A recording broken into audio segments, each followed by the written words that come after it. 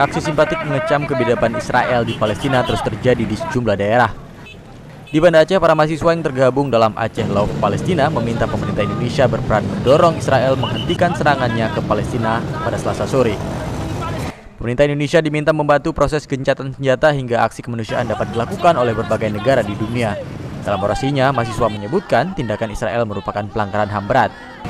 Tindakan Perdana Menteri Israel Benjamin Netanyahu dinilai tidak dapat ditolerir dan dia harus diadili di pengadilan HAM.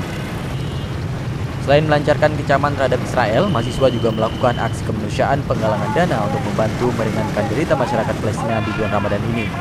Aksi penggalangan dana di Simpang 5 Banda Aceh ini dilakukan dengan membagi-bagikan bunga kertas untuk pengguna jalan yang menyumbang semampunya. Untuk memberikan informasi kepada masyarakat Kota Banda Aceh dan Aceh sekitarnya bahwa hingga saat ini kekejian dari Israel masih terus merajalela, dan kita harapkan seluruh bangsa-bangsa di mana Muslim setiap negara ada untuk sama-sama bersatu membantu Palestina. Allahu Akbar! Palestina!